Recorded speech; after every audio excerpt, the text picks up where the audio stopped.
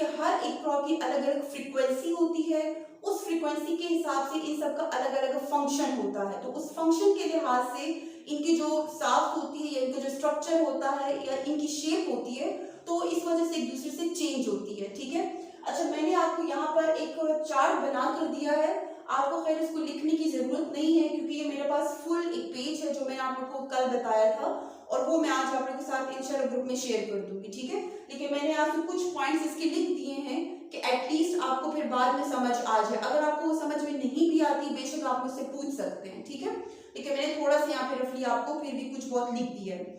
अच्छा, अब इसमें आपके पास फर्स्ट वन आता है कन्वेक्स या एब्डोमिनल प्रॉब। तो कन्वेक्स और एब्डोमिनल प्रॉब आपके पास कौन सा होता है?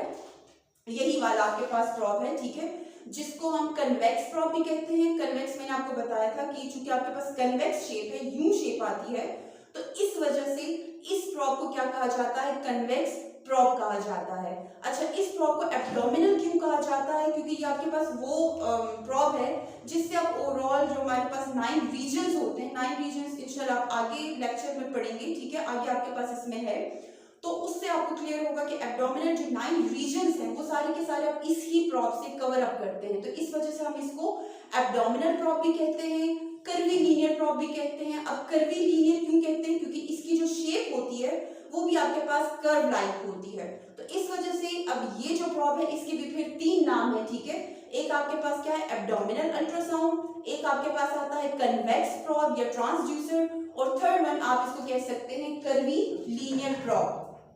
अच्छा, अब अगर हम इसकी डेफिनेशन देखते हैं तो आपके पास है कि it is also called curvy linear have a curved array. ठीक है, तो यहाँ से फिर दोबारा क्लियर हो रहा है कि आपके पास कर्व है, यहाँ से कर्व एरे आ रहा है, इस वजह से हम इसको कर्वी लीनियर प्रॉब भी कहते हैं। फिर इन्होंने कहा है कि that allows for a wider field of view. अच्छा, ये मैं आपको यहाँ पे समझा देती हूँ ताकि आपको थोड़ा सा क्लियर हो जाए। इन्होंने आपको यहाँ बताया कि ये आपके पास क्या करता है? अलाउ करता है a wider field of view. ठीक है, वाइडर फील्ड का मतलब ये कि जब आप यही वाला प्रॉब लेते हैं जो कर्वी लीनियर प्रॉब है या एब्डोमिनल प्रॉब है, आप जिस भी ऑर्गन पे रखते हैं तो इनकी पेनिट्रेशन बहुत ज्यादा होती है। ठीक है, पेनिट्रेशन को मैंने यहाँ पर फिलहाल नहीं लिखा, लेकिन जो लिस्ट है उसके अंदर आपके पास पेनिट्रेशन का भी एक पॉइंट है। पेनिट्रेशन का मतलब क्या होता है? पेनिट्रेशन का मतलब होता है फैलाव। ठीक है, अब फैलाव कैसा है कि अगर मैं यही कर्वी लीनियर प्रॉब ही यूज कर रही हूं तो ये आपके पास वाइडर